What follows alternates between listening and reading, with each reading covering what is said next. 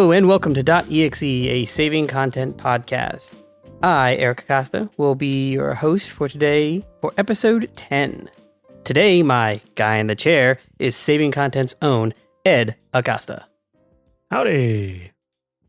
Howdy, howdy, howdy. So, how have you been Woody. this week? Howdy. Howdy. That was the shark, right? Yeah, a little squeaky Yeah. shark. With that cow. Yeah, he popped out of the tool thing or the Toy box. toy With box Woody's with a hat on. Yeah. He goes, Howdy. I'm Woody. Howdy. It's amazing the things that you remember when just the small things that Mhm. like kind of go into your vernacular of like just everyday words that you say, not realizing where it came from. Oh, yes, of course. It's always fun. I mean, Always fun. take yada, yada, yada. Everybody uses it. You know where that came from?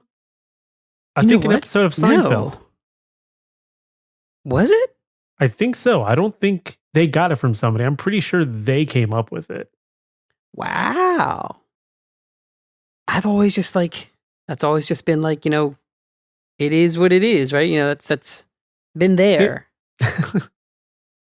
Just a dumb little fact that I seem to have remembered. Well, that was also, it's like one of the podcasts that me and my wife listened to. They were talking about the Mandela effect. And they were talking about the term bucket list. Like some people believe that the bucket list wasn't a thing until that movie. Oh. Like there was no such thing as a bucket list. And I think they were saying like the Mandela effect was the fact that people thought that that's where that came from or something. Like the bucket list movie is what started that term. Oh, yeah. No, I'm pretty sure that was before that movie. Yeah, I vividly remember that being like that makes sense. Yeah, bucket list. Yeah, but Did you know that pants weren't called pants until they made that movie about the sisterhood of traveling pants? Oh no, I had a joke and it went away. As soon as you said pants, I was like, oh, I know where he's going with this. And then it fleeted. It just like it must have been not good enough. My mind went, no, you're not going to say that. That's not acceptable. Away? It traveled. It traveled away in a pair of nicely pressed pants. I never watched that movie, so I have no idea what that movie's about. I have no idea what that's about either. I just know its title. Wasn't there like a second one? Yes, I think there's a sequel, but not a squeakle. Sure there's this. Yeah, squeakle. There is a sequel because Britney Spears was in it, wasn't she? Oh, that is way past my knowledge. Or was that Crossroads? I don't know. Those are some old school, what they want to call chick flicks that I don't remember watching. Asking the wrong person. But what have you been watching or doing? What is your week? How has your week taken you? A little bit of a roller coaster ride. Roller coaster ride. That's a song. Yeah, wasn't that like a Beavis and Butthead like roller coaster ride? Or no, that was in Lilo and Stitch. What I'm thinking. Take you on a Hawaiian roller coaster ride, something like that. Oh. Wait, I thought all the Lilo and Stitch songs were Elvis. I don't think all of them were. I remember roller coaster ride being in at least in one of the songs, if not titled one of the songs. Are you sure you're not thinking of like Magic Carpet Ride? No, I don't think so. I mean, I could be wrong. I am like the worst, as you know, the worst with music. Like Des will say like a name of a song, and I'll be like, okay. She's like, what? You haven't heard it? Like, I don't think so. She's like, you have to have heard it. I'm like, I don't really know. She's like, so and so sings it. I'm like, who's that? She's like, you got to be kidding me. And then she plays it and go, oh yeah, I know that song. She goes, you don't. How do you not know? How do you not know the song? How do you not know these people? I'm like, I don't know. I don't pay attention to that stuff. But how was your roller coaster week? Anyway, so we had the podcast came out on Tuesday, and then Wednesday was the Halo premiere. We'll go into more about my thoughts about that next week. I kind of want to give the second episode a viewing. I've already watched the first episode twice. Just try That'll to put also my give thoughts me a together. chance to actually watch the first episode, which I have not done yet, which I really should. Well, so I couldn't sleep Tuesday. Well, I guess Wednesday morning. So it is about 1:00 in the morning. I can't get back to sleep. So I'm just watching things. I still can't get to sleep by the time 3:00 rolls around. And apparently 3:00 is when Paramount Plus uploads their videos like Disney Plus does. Don't ask me how I know it's 3:00 for Disney Plus. I may have stayed up for some of those shows. But Paramount apparently does it the same. So it was up. Must be a I watched standard it. of some sort. Maybe. I don't know. It has maybe a time zone thing. Oh, probably. Maybe it's midnight Pacific Coast or something like that. I don't know. So I watched it and I had thoughts. So, like I said, I gave it 2 viewings, and then I think I want to watch the second episode and see where they go with things, and we'll talk about it next week. Yes, I will guarantee I will watch the first, if not both. Well, I can guarantee I'll watch the first so we can talk about it.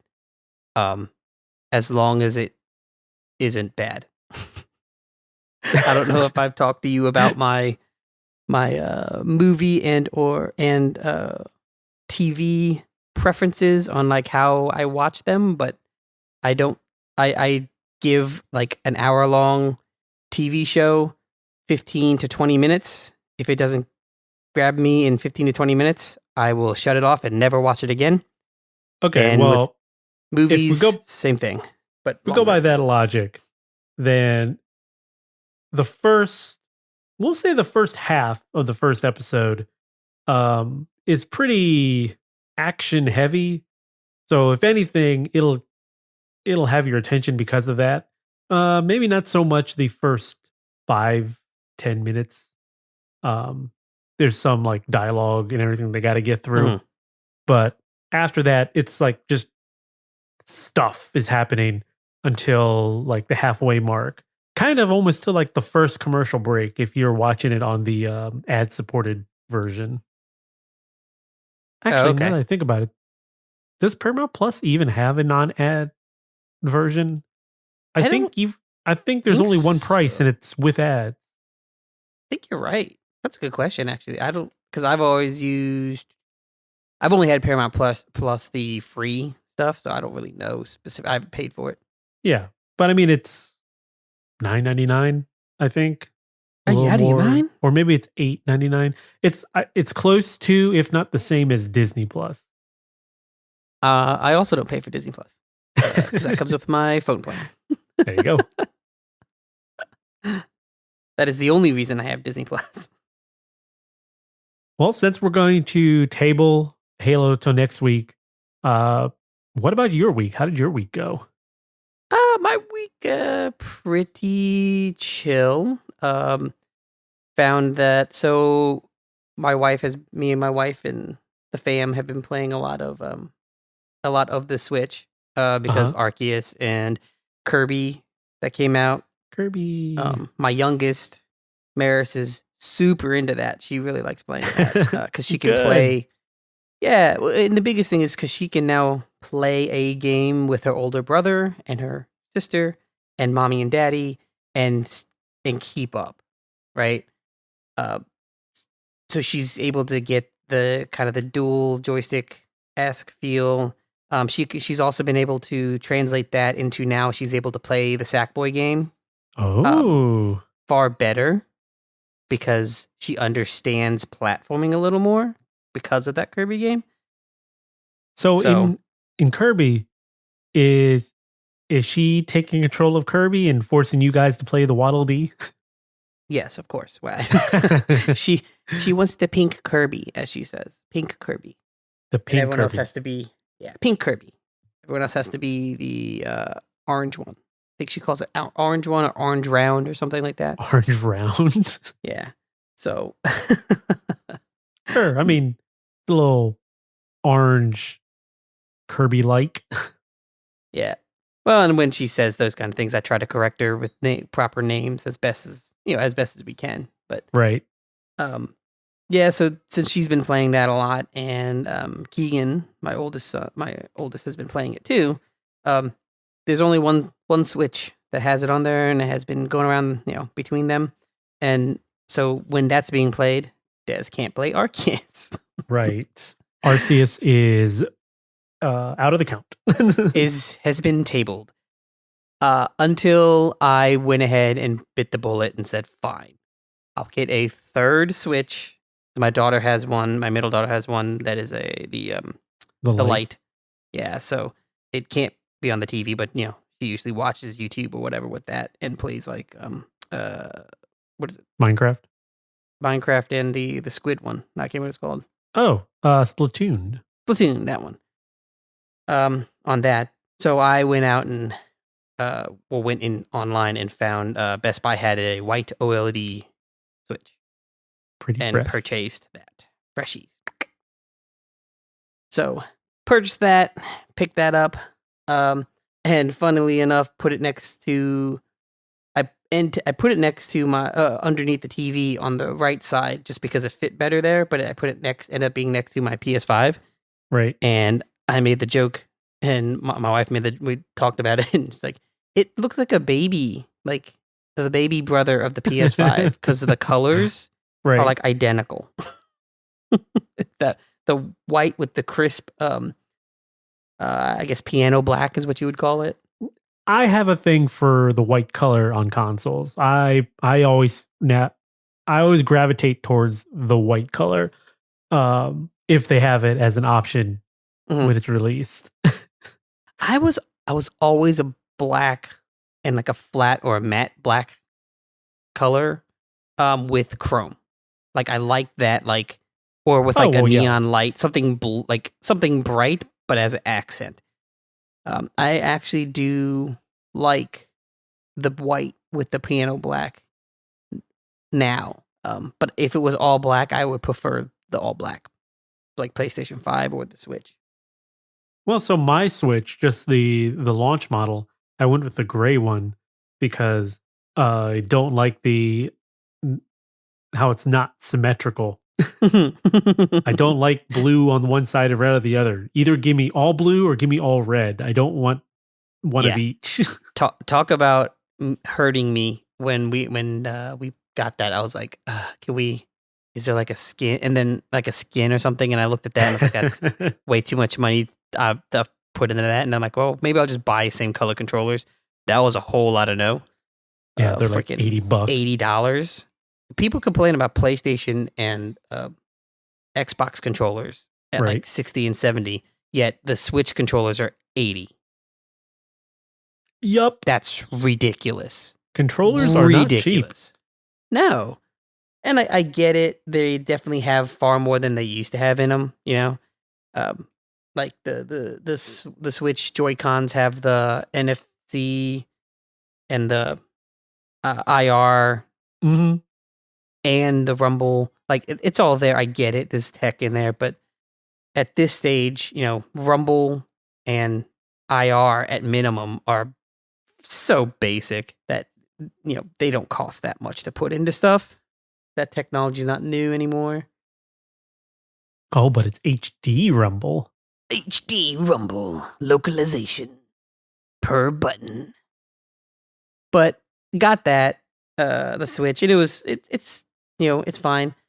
I did notice, and maybe this is just me trying to justify the purchase of $300+, but when we transferred over all the stuff, which that was a issue in its own, transferring just my stuff and Dez's stuff to the other Switch, found out that I could make that new Switch is Dez's home Switch, but I can't do that with mine because we bought the Kirby game and something else under my account, not on the kid's account. So now for them to be able to play it on the old Switch, my home Switch has to be that one.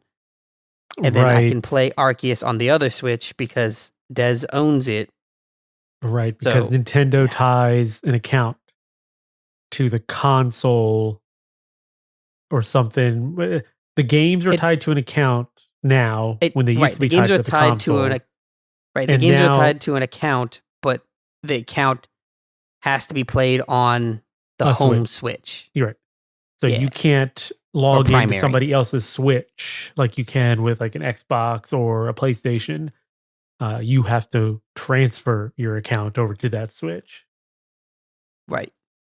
And you only get so many a year. Right? When I was reading, I was like, wait, you got to be kidding me. It's insane. Like, what is the whole purpose of the whole digital account thing? Like, yeah. I mean, obviously there's more to the purpose of the digital account than just swapping over, but that's a whole like positive of it, right? I mean, Nintendo. They don't understand the internet. That is so true. I love Nintendo, but they don't. It's either they don't understand the internet or they understand it well enough that they can manipulate it to the way they want it. Right. Yeah. But the biggest thing is I put Arceus in, and I swear the colors were brighter. Now, this is on the dock, so it's not directly on the screen. Like, I know that the OLED screen is a much better screen, but I'm talking about in the dock to the TV, the colors are it was more rich. They looked better. And even Des, who has not say zero, but a very little concept of like the tech differences. Right. When she was moving the camera, she looked at me and goes, something different? I'm like, what do you mean? She's like, it seems different when I'm moving this. Like, it just seems different. So she doesn't really know what was different about it because she doesn't really know the tech behind it. But she noticed a difference in how the screen was moving when she moved like the camera around her player. So there is something different.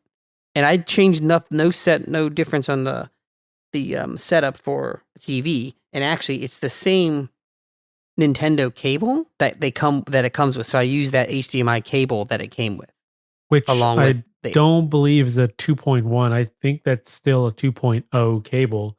Right. So it shouldn't be doing like the HDR cool stuff. It shouldn't be, but I don't know. Like I said, I noticed the difference in colors, and again, her not being someone of like tech or even caring about it, right? Specifically noticed a difference in how it moved, like when she was moving the camera. So, and she never really got a, is it better or worse? Just, she was like, it's just different. So, and I've looked online to see if there's anything, and the only thing I could find was that the physical, I guess the Tegra chip that's in the new Switch, is able to do HDR, but software-wise, it does not output HDR. Like that's where it's locked at. Like the chip can do it, but it's not outputting. So nowhere have I found anyone saying anything about the OLED Switch having a better output or the dock having a better output. But what I probably should do is actually take the old Switch, and see if it'll dock on the new dock. It will. And see if that output is different. Both Switches, old and new, can dock on both docks. Okay. So maybe I should take the old Switch, pop that into the dock, and see if it gives me that same color that I'm noticing, and to see if it's a Switch difference or if it is a dock difference. What you do is you swap them and you put a blanket over it, and then you tell Des to come on in. Okay, which one's better? Option one, option two. Option one, option two. That would actually work pretty well. Just blind test it. Yeah. You just tell her one of these is the OLED, the other one is not. You tell me which one's which. Right, and I couldn't. Well, you can't have one controller connected No, to you both. can't sync it up that way. Yeah. Well, I guess I can just have the controllers behind her and just move them because it's not Yeah. gameplay that's different. It's just the Like, visuals. yeah. Yeah. Maybe I'll try that and report back. But other than that, I've been playing Snowrunner still because I like having another job. Well, apparently, we played pretty much all day the other day. yeah. Uh, It's just fun. although, there's something about doing the menial task type of thing. Just having a checklist of things to do. Right. When we were playing the other day, we just did the collectibles and such, which in and itself is fun. And, I enjoy going and getting collectibles and unlocks and everything. If I can do that first in an open world game, I will go and do that first. Because by the time you've collected everything, when you're done the game, what's the point of using any of that stuff? So I try to do it Right. first so that when I go and play the game, I have them at my disposal. Right. I've always hated when in open world games or whatever, where you go through and people they want you to do the story missions. Fine. You go in and then you do them, and then you get to this boss or whatever, or a section that's really hard, and then you beat it, and then you come back and go, oh, here's this thing that would have really helped me then, but means absolutely nothing now. Yeah. It's of no help to me. The ones I dislike the most are you go through, play the game, then you get to the end, and the bonus, the unlock, whatever that you get for beating the game is like a new costume. Unless you're giving me New Game Plus, why am I going back? I'm done. Right. I've finished, checked it off, done. I mean, so that's actually something that I think Arceus kind of, in my opinion, throws into a weird wrench into that of they kind of roll credits mid game. Like you beat it, but you didn't. Yeah, well, some games do that sort of thing where it's like, okay, well, here's the quote unquote end of the game, but the rest of the game is kind of like your New Game Plus. It's really, they just put the credits in the middle so that it feels like you've gotten through the story and now you can just go do the rest of the, side stuff that they wanted you to do. Right. But so the problem, well, I don't say problem. The difference though is that Arceus, you go through the main quests, finish the game, and then after the game's over, you still have main quests. You still have a main quest missions and side quests. So it's not like just a bunch of side quests. The Witcher, you do the main story, get done the story, and then you have a whole bunch of side quests you can do. Right. This literally has a whole after game main quest storyline, but it's still part of the main quest. So it really does feel like they just went, here's the ending, and plop the credits in the middle. Which I think is kind of cool. It almost artificially makes it quote unquote replayable, right? Because you've ended the game and now you're replaying after the end of the game, even though they've just really made it the middle of the game. Because they were already going to have that anyway, but right. Then I don't know if you heard about how to get Arceus in Pearl and Diamond, all that's required to do. No, or at least I forgot. So you have to basically beat Pokemon Arceus, get the whole national Pokedex. So I don't think you have to 100% all of the Pokedex entries, but I think you have to get everyone. For Diamond and Pearl? No, in Arceus. You said, okay. You were saying Diamond and Pearl. Okay. Right. So here's the thing. In Arceus, to get Arceus in Diamond and Pearl, you have to beat and complete. I think you just have to see every Pokemon in Arceus. I don't think you have to complete every Pokedex entry. So Diamond and Pearl sees your save from Arceus? So then once that happens, you can go into Pearl and Diamond and you get the flute, I think is what it is. You can then download the flute as a mystery gift or whatever because it sees your save. And then after downloading that, then you have to have beaten the Elite Four, and I think you have to have the National Pokedex. I don't think you have to have it completed. And then you can play the flute on the Mount Coronet, I believe, and battle Arceus. But you have to beat Legends of Arceus first. Ah. Yeah. So they're doing that intergame crap even more. I mean, that's Pokemon. It is, but it's like, I don't know. I think that's a step too far, in my opinion. It's saying, hey, you have to 100% this game before you can add this thing to your game, your other game. But I mean, I guess it's Pokemon fan base, hitting those people that really like play them, which right. I guess is me. Well, sure. But what if, I know that we've both been playing Snowrunner, but I know that there's some other games that you've been hitting into.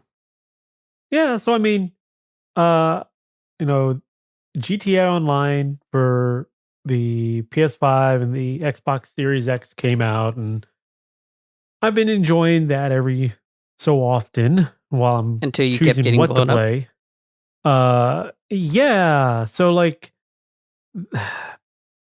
I enjoy the ray tracing. I enjoy how it is pretty smooth on the PS5. What I don't enjoy is not being able, well, just in general, not being able to do like a private lobby. Yep. So if you're listening to this and you do play GTA, you're probably yelling right now, but you can do private lobbies. Yeah, you can, but you can't earn money the normal way.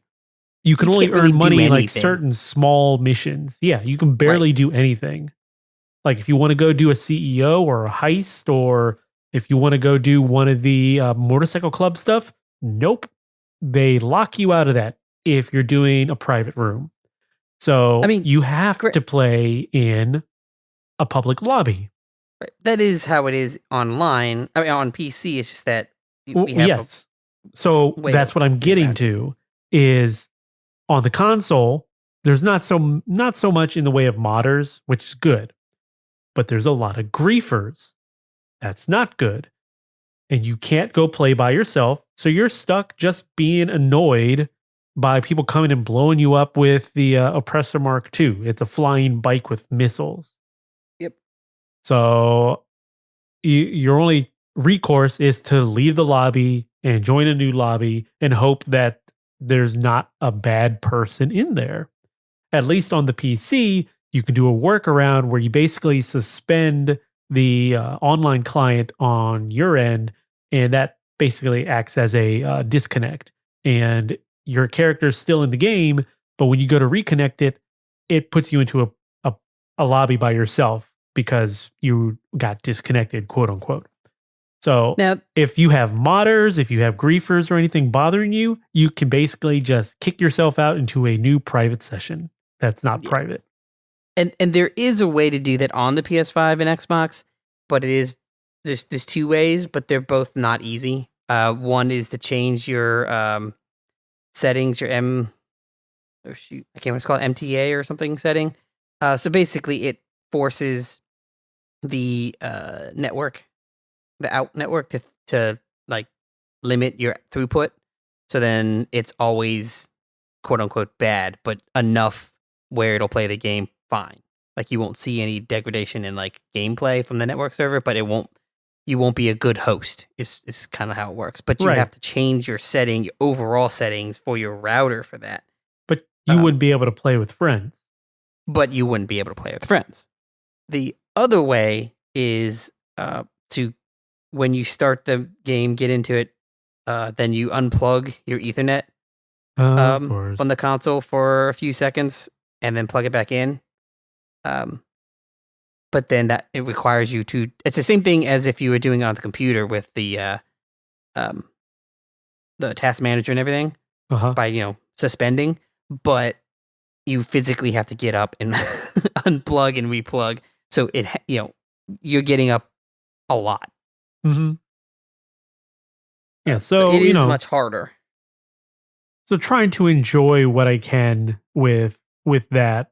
I mean, there's a point of where there is a point where I just get frustrated and be like, you know what, I'm done. I'll go either play something else or I'll go load it up on the PC because Diminishing just returns. dealing with griefers it's annoying, and having no recourse to be able to stop them from doing that also very annoying. You may also be saying, but you can go into like a passive state. Right. You can, but then again, they lock you out of doing any of the business stuff. So you can't go and earn money. Right. So but you can do it, but then it takes you out of passive. Right. That's what I'm saying. Then you're not passive. Yeah. So you cannot play GTA Online without being griefed or without being modded. Right. And this is why I'm glad I never paid for the game. Because all it is irritation in me finding ways around to play the game the way I want to play the game. But wouldn't you want to give them like $5 more a month? No. I didn't want to give them $1. Well, you're in luck if you want to give them $5 more a month, because they have a new service called GTA Plus. They just unveiled this week. Which right, I saw that. And I was like, what is this? I'm just gonna outright say, do not buy this. It is absolutely ridiculous. It's all it is a cash grab. Like, it's 100% a cash grab.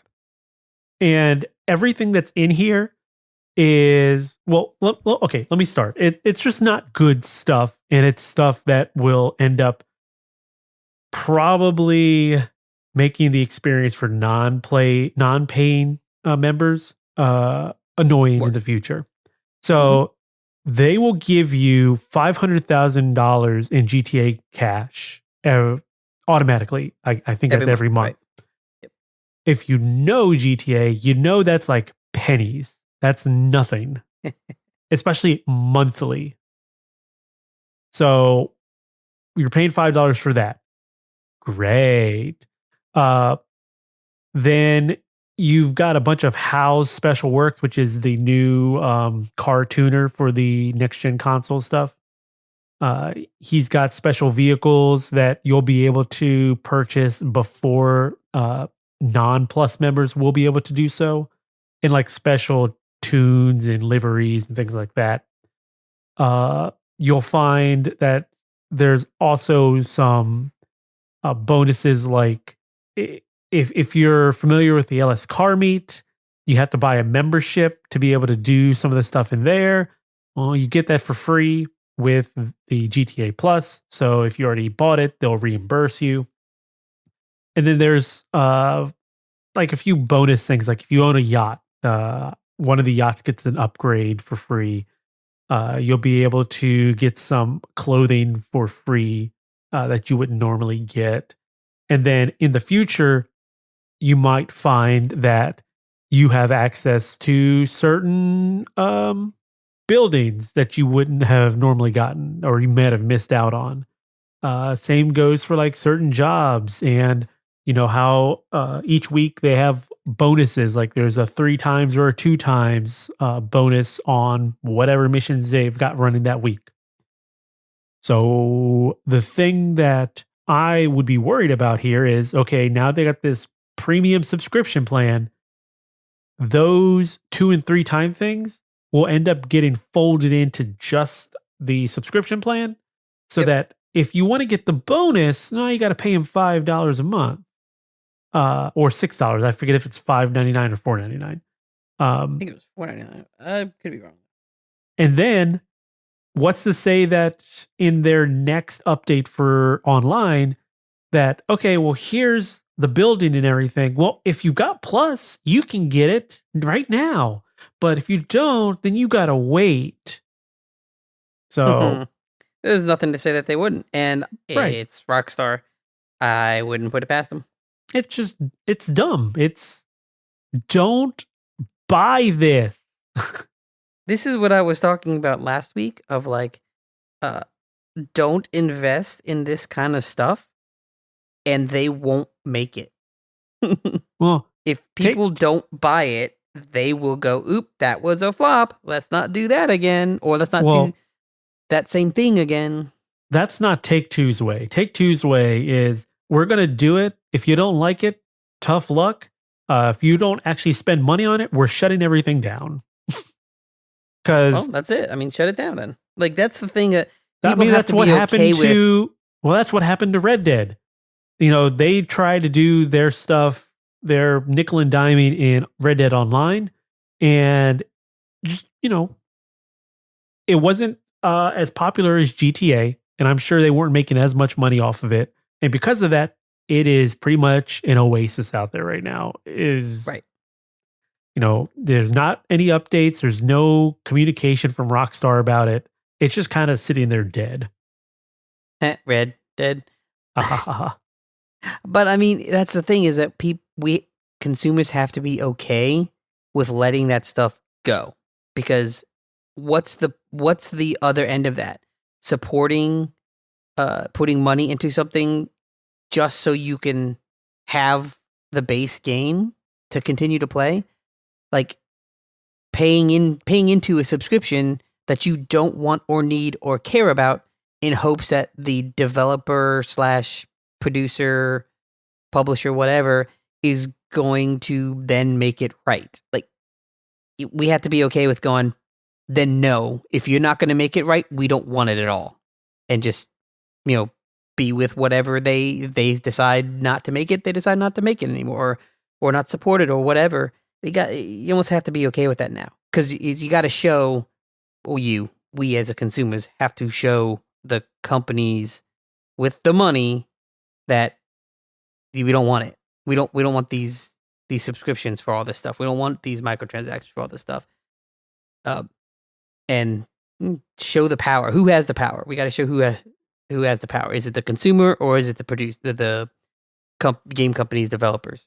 Well, I mean, right now it's very much in the way. Yeah, it's very much in the way of the producers and publishers. They have the money in the power. They tell you what you're going to like. Yeah. I mean, look at outside of games, Apple, Samsung, right?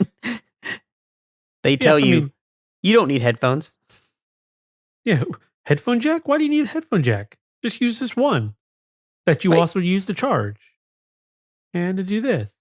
So that way we can sell you a dongle that'll do both. Yeah. So, other than just getting into more GTA, I've been playing or kind of getting a little bit into Gran Turismo 7. Just trying to finish out the license test. I have one test left. Ooh. So I've gotten gold on everything except the last S test. And the last S test is rough. I thought I was having trouble with some of the other ones. No, this is hard. Is it Nürburgring? No, it is not. Oh, it is it's Spa. Which Spa in itself is not too terribly bad. On a good day, I can drive around Spa and be fine. It's not my favorite track to drive around in, but it's fine. So what they do with this license test, now it's just like the other ones in the S tier where it's a hot lap, just one hot lap. Right. But they give you, I think it's like a Porsche 917 Le Mans car or something. I don't know the number that it is, but it's Porsche. Okay. Porsche race car with slicks, Hmm. which, you expect on a racetrack. Right. Especially with the speed of that car. Yeah. But it is like early morning and it had just rained. Uh. So the driving line, or just about the driving line, is, well, for the most part, dry. The moment you go outside of, you can see it because you see the water and you see where it's Right. dry on the track. If you go outside of the dry part at all, that car does not turn and you just go straight. Because the sun slicks. Yes. Yes. So I've been dealing with that. I have I have made have I made a full lap yet? I don't remember. Uh it because they your breaking points also have to be adjusted because again, it's not the best line, but it's the driving line that you see because of where the track is dry.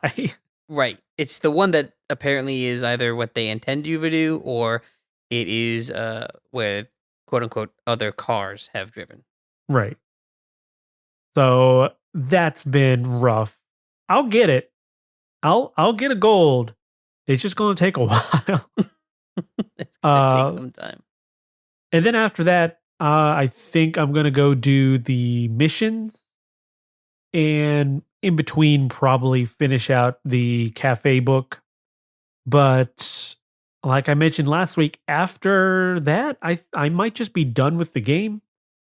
Uh, I did I did mention that that would be only if they didn't fix anything.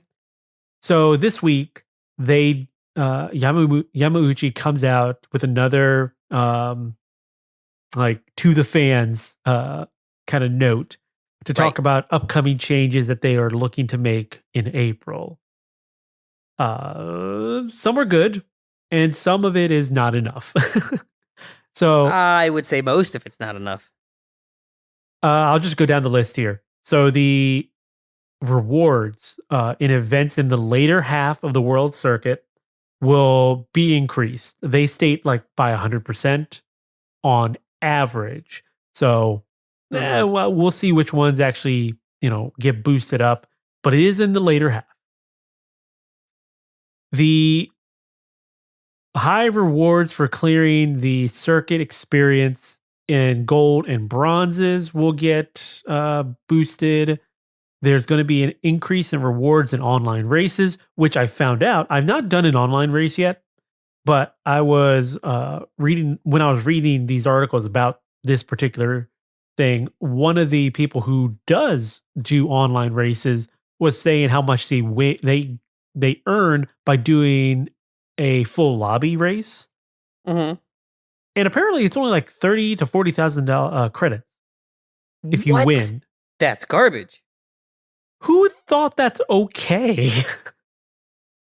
That's in. That's harder to win than Than an the AI race, standard rate. yeah. Yeah. What is But no, that? you Oh, come on. 30 to 40,000. That is no incentive. That is Right. literally, hey, we don't want you to play online. Right. So, they're going to increase those. They also mentioned that they're going to include 8 1-hour endurance races to the missions, which cool, but if that's going to be your idea of, well, we want people to do a variety of events to earn money, then that's not what I want. uh Those always, in my opinion, those 1 hour or the endurance map races should always be optional. well yeah, and They that's shouldn't have any kind of like mission or achievement or well yeah, maybe achievement no. mission or something like attached to it. Right? You shouldn't be required to do them. Well, so here's the thing I'm thinking is going to end up happening. They're going to do these endurance races. It's going to be an hour, and it's only going to net you like 200,000. Something insanely Something dumb. You know what that should net you? Like 2 million, because you but spent you an should hour be of able your to time. Right. You should be able to buy a car for that, and a decent car for that. Yeah. For that hour of your time. Because that is an hour of consistent time. Yeah. Oh, doing one thing. so the other thing, and this is the next thing they note in here, I did not know about was there's a limit on how many non-paid credits you can keep in your wallet. Wait, what? So there's a limit to how many credits you can earn in the game. Really? You can only have 20 million credits in your wallet. Unless you buy it. Buy them. Then you can have up to more. So what? Yeah. Yeah. That's also ridiculous. Not that saying I would ever bump up to that, but the thought that you're going to put a limit on how much you can have that's not 9999999 the thought is ridiculous. They're limiting a fake economy. That is 100% of no negative to them if somebody has huge amounts. There is zero negative to them. Oh, no. It's just them not getting money for that. Again, that is it. This is a business. So yes, there is a big negative. The potential for them to not get money is there, and that's a negative. I guess I should have been a little more specific. There is no detrimental effects from a person having that. You gotta think in their terms. That is still detrimental. Even though I know what you're saying, and it makes, perfect sense. But if you're thinking from a business standpoint, if you're not earning money, or if you don't have the potential to earn money, it is negative, it is detrimental, it is bad, it is seen as weak. But that goes back to the, showing companies with our money. Mm-hmm. What is important, what is not. And this is one of those things where it's like, people need to not purchase. I get it's going to take time to, get the cars that you want, but people need to not purchase money or credits. They needed to show that this is unacceptable by not buying them. And I get people will, because there are people out there that have the extra money and go, well, whatever, I just want this car. Okay, but the majority of people need to say this is unacceptable. Yeah. So, one of the things here is, I'm sorry, I forgot to mention that they're going from 20 million to 100 million that you can store of non-paid credits, which, is still a lot of money, but it should just be unlimited. It should just be however many nines can fit in the database. Right. But, again, it's an economy that's tied to actual cash. So they don't want people to exploit it. Now, I wonder, now that you mentioned that, I wonder, is there a Destiny? Is there a limit to the amount of silver you can have that's earned in cash? Or is it just something that they haven't said that there is a limit to? Probably they haven't said, because they'll gladly take your money. That's for sure. Yeah. I wonder if that is just something that's always been in the background. It's just not communicated. And then this patch note kind of thing just kind of communicated that, not them maybe not realizing that people didn't know that. Maybe. I wonder if that's just a shot in the foot thing that they did, like if we hadn't said anything, no one would really have known. Mm-hmm.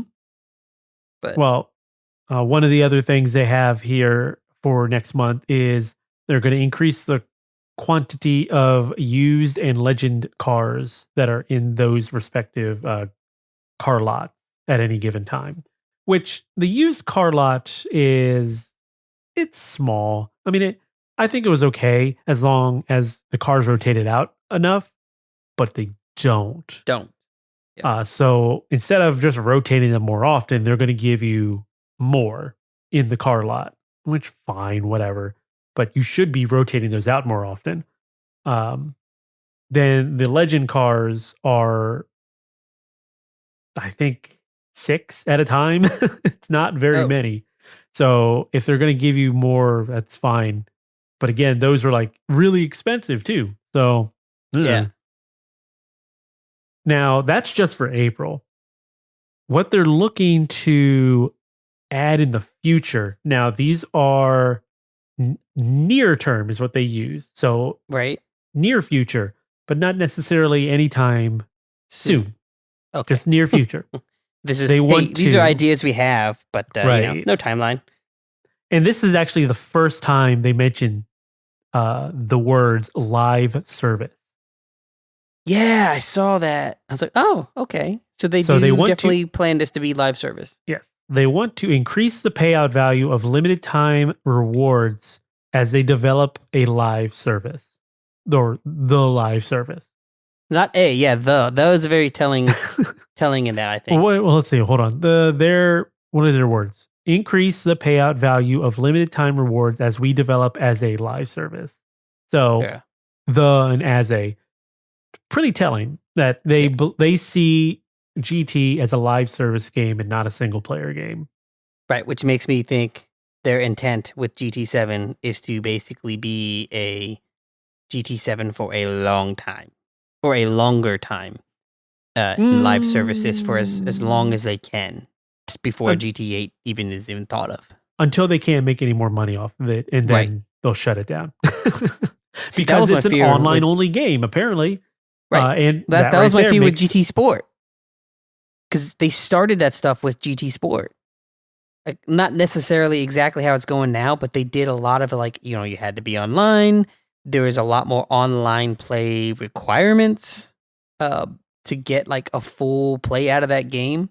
And I was kind of like, this, because I didn't really play a whole lot of sport because it seemed too much to be an online project.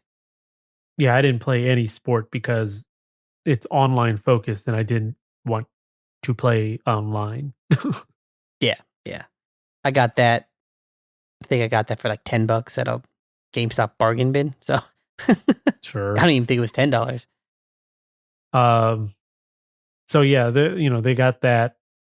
They're gonna add more circuit events, world circuit events. Yay. There's an addition of more endurance races and 24-hour races. Neat.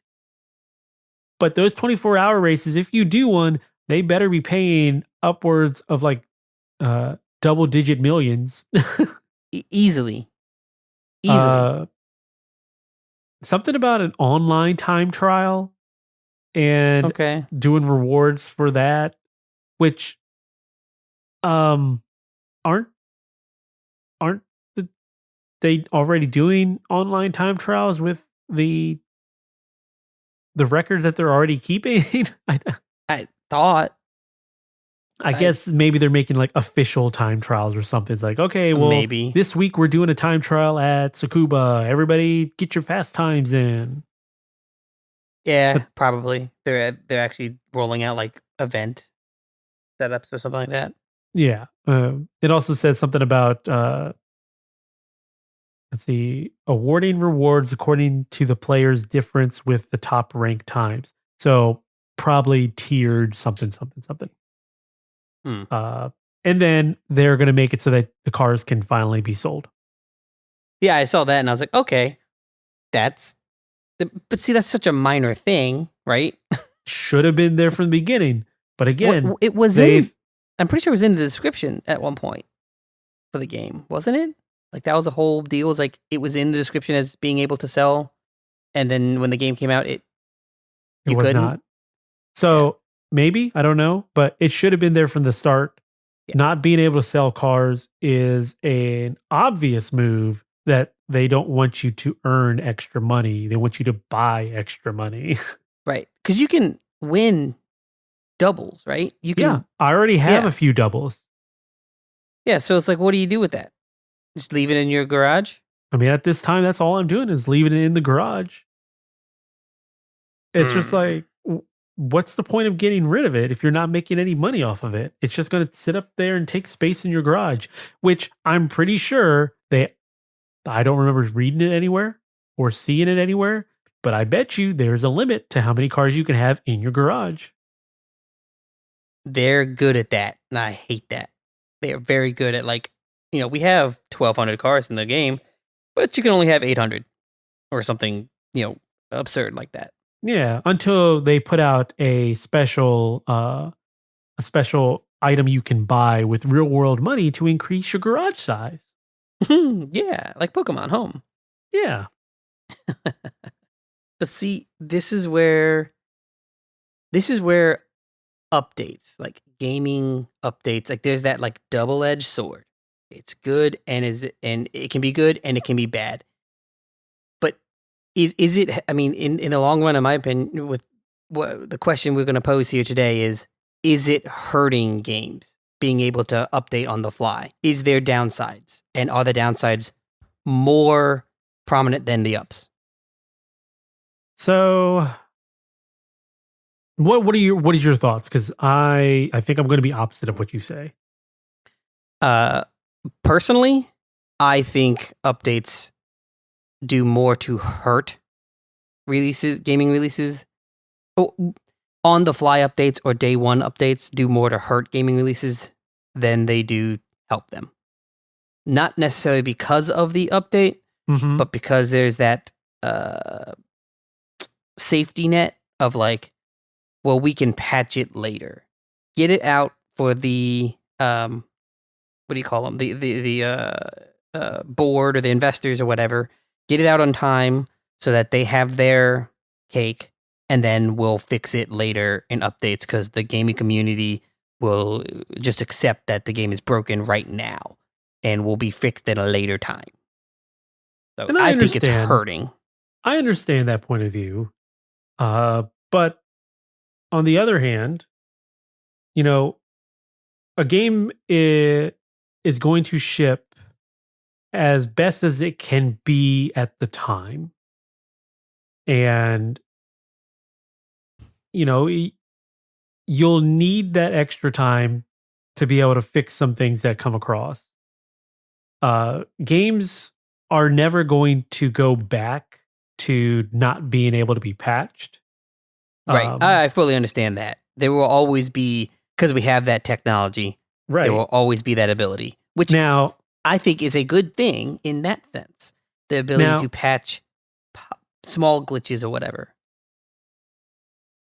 Yeah. Now, the other thing is, in the past, if they shipped a broken game, quote unquote broken, then you were kind of SOL unless they did a return buyback sort of thing.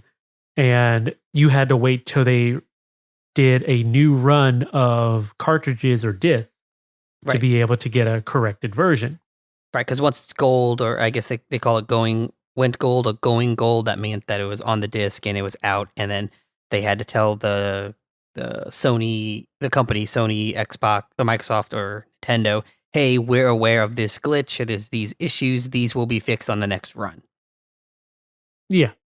Now, that's for most stuff, but sometimes you get like a game breaking bug and you know everybody's kind of screwed. So in that regard, it is great to be able to update in the patch your game after the fact. Some people say or take it to be that developers are lazy, but I don't see that as the case. I don't because either. They're working their butts off to be able to get those things out there. It is just a decision on management whether or not they ship it now or when it's fixed. Right. But see, I feel that there is a fine line because it is, again, that double-edged sword of like, I think game updates can be a good thing and should be used for things like game-breaking glitches that were not foreseen or minor quality of life updates, right? things that would make the gameplay, the game more palatable or easier for people due to people playing it and responding. Those kind of updates I accept and I'm okay with and are good in general. But things like what happened with GT7, they quote unquote nerfed the races because they found that people were exploiting something to their opinion of exploit. It really wasn't. Now, when you look at it as a quote unquote a live service game, that move makes a lot of sense because they're trying to balance out the economy, the player base. They're trying to make it fair. Right, but with GT, it went too far in that their intent may have been what they believed was balanced, but not necessarily balancing the economy for the player, but balancing it for them. Right. That's where that update power goes too far because then they can go, well, this is what our intent was, and this is what we're going to change, even if you're not okay with it. Like, even if the majority of people find it detrimental, we're going to continue to do it this way. And that goes back to that power. Who has that power? The game company has that power, and the ability to do these kind of updates only increases that because a lot of GT, you can't play it unless it's updated because it's online. So you have no recourse. I think you have to make a distinction here because what you're referring to is an online service game or what they consider in their eyes as an online service game. So that's like saying you cannot update Fortnite, but you have to make things fair for the player base. It has to be updated. You can't just release it and say, okay, enjoy what you got. It has to be updated. It's not like a single player game. Now, if that were to occur in something like Assassin's Creed, where it's only single player, then we have a problem. But I haven't seen that sort of situation pop in yet. They have gone through updates and kind of adjusted attack strengths and everything. And I think even Elden Ring just had a recent one here where they kind of adjusted some of the abilities and weapons and, quote unquote, nerfed some stuff. Now that I think is going too far because it's a single player game. You're not hurting anybody but the player. Where the case can be made, your own game, yeah. Where the case can be made for Elden Ring is that there are invasions where other players can come into your game. So by having that PvP aspect, now they have to go in there and balance it. Right, but there again is a understanding of balance and nerfing to balance the economy or the power base, and nerfing and changing things to enhance money making. That is 100%, in my opinion, all that GT7 did. Was it had nothing to do with balancing out their economy. It had everything to do with balancing out so that that they could make more actual cash. Oh, I don't disagree. That was part of the whole ordeal with that. But you can't sit here and be like, well, updates are bad because the bad people are doing that stuff, so nobody should have them. But I'm not saying that. I'm saying that there needs to be, for lack of a better word, regulations. There needs to be some sort of limit to what kind of updates can and should be done for single player and live service games and multiplayer games.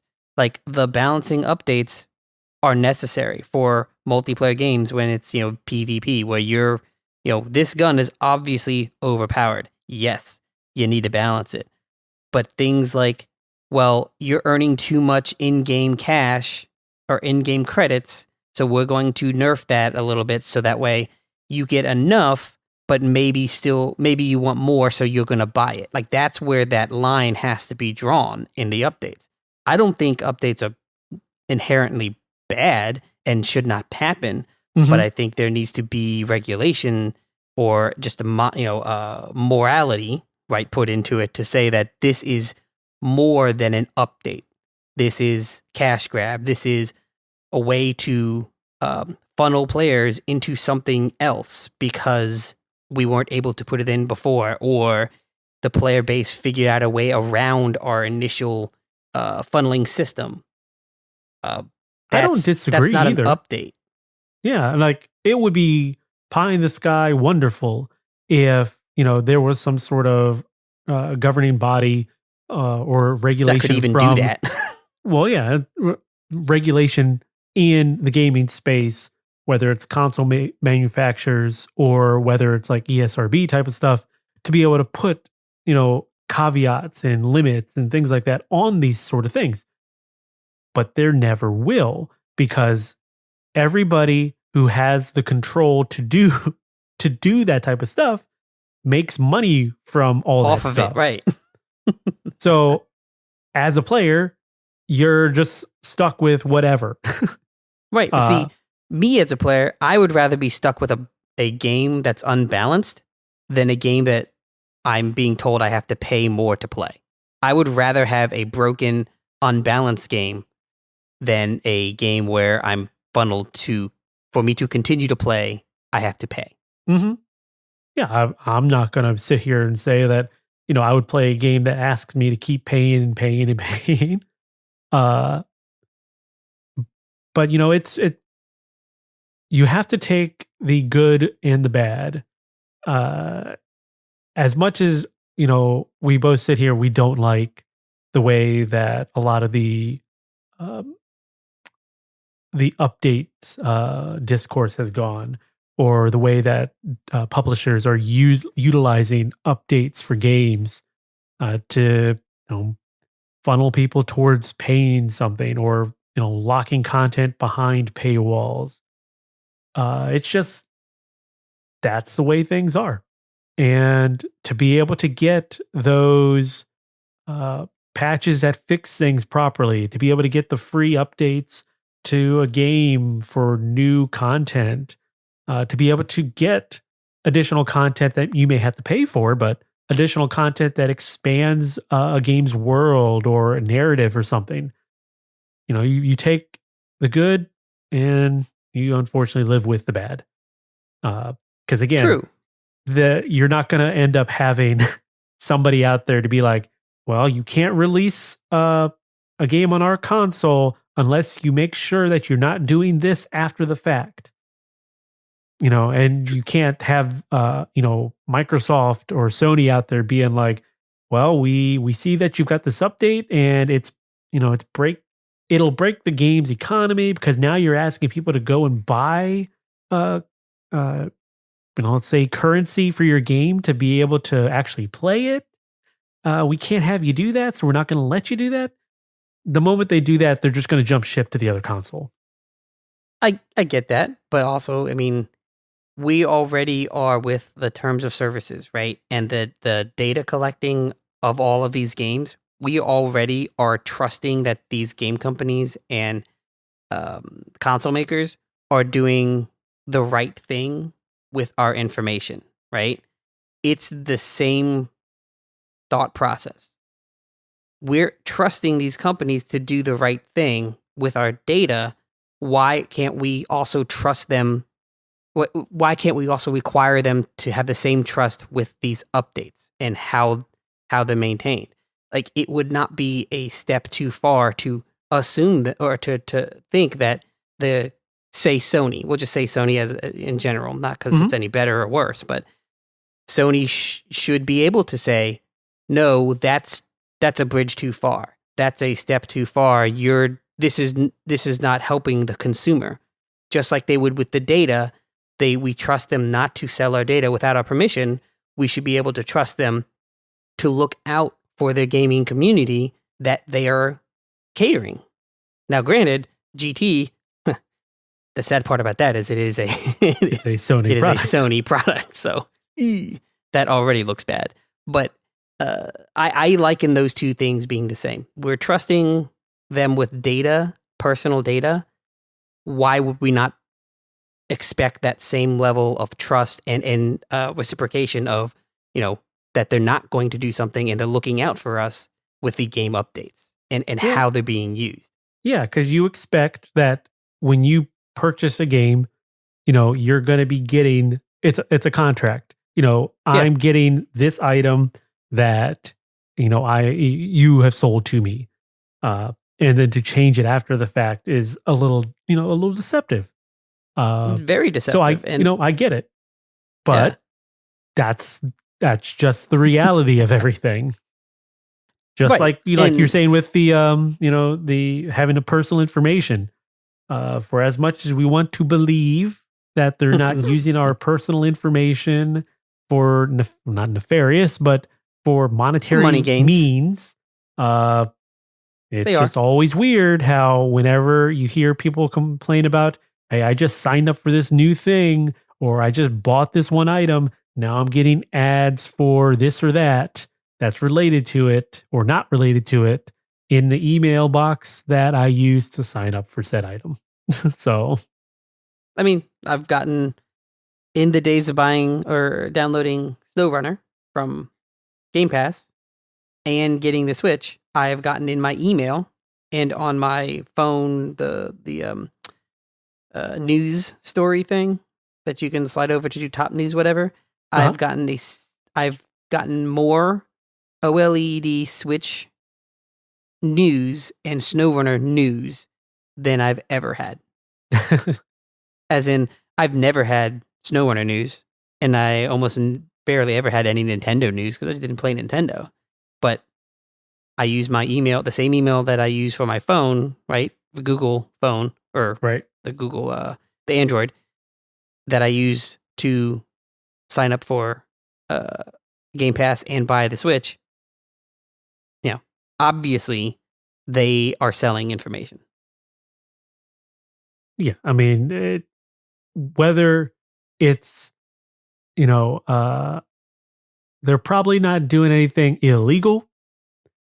They're probably going through it, the proper channels, but it is making its way outside of their ecosystem. And, in some way. Yeah. But, again, my belief is that it is an unfortunate, it's an unfortunate transaction that you have to make when you're playing games these days. To be able to get the good stuff, you have to deal with a lot of this bad stuff, quote unquote bad stuff, because obviously from the company's point of view, it's not bad. It's not, right? As a consumer, it's bad. Yeah. Yes. It's the double-edged sword. Yeah, you just have to take it until somebody decides to do something about it. And or that's not going to be... someone has the power to do something about it. Yeah, that's what I mean. Yeah. Because it's not going to be the consumer. No. It should be, but it's not. Right. So, yeah, that's the long and short of it all, and it's a very dreary topic, in my opinion. Yeah, because it's one of those where you don't have a choice. Very powerless. Yeah. Yeah. So, thank you all for joining us. I know that was a very bad ending. Not a bad ending, but the low intensity ending. But if you haven't yet, go click on the subscribe button. Did you enjoy this conversation? I enjoyed it. I thought it was fun. Let us know. Send your questions, topics, and corrections to dotEXE at savingcontent.com. Or you can leave us a comment over on our Twitter and Facebook pages. Just search at Saving Content. If you're looking for any additional in-game or in-depth gaming discussions, check out the Quick Save podcast. And remember, visit savingcontent.com for the latest news and reviews. Do we have anything going up or that you have the ability to talk to? So we do have 2 reviews out there that were put out within this last week. Evan's got his Ghostwire Tokyo review out. He even has a video, a preview, I believe, of Yes. Ghostwire Tokyo up on YouTube. So go give that a read. Go watch the video. Got some good thoughts on it. And then just not too far long ago, Scott got a review for the Rocat. I don't know if it's pronounced Cone XP or K1 XP. I believe that's a mouse, if I remember right. So go see what he has to say about that gaming mouse. Those Rocat stuff is usually pretty good, so I wouldn't be surprised if it was up there. Pretty high up there. Yeah. But that's all we got right now. I know I've got a couple in the hopper that I need to finish up. And then, expect some new stuff coming down the line. Maybe some more videos here and there. We'll see. Yeah, and I can say that the preview videos are a great way to tell if you can step foot into that world of a game. I could tell you, Ghostwire, that preview, I was actually thinking about the game and putting it on the console, and then I watched the preview and was like, yep, that game's not for me. But it was a good way to tell whether or not I was going to possibly feel let down by getting a game and then being like, oh, well, that's not worth the money that I put into it. I paid for it. So that's a good way of looking at it. Also, saving content is on YouTube. That's where you can see a lot of those previews and podcasts. Our podcast gets put up there along with, like I just said, previews, reviews, trailers, and original content. Finally, leave us a rating and review. You can do it right in your podcast app, please. And tell your friends about .exe. It will help us grow, and we would certainly appreciate it, especially if you like listening to our sultry voices. Yes. And thank you for listening. Remember, the most wasted of days is one without laughter. Good night.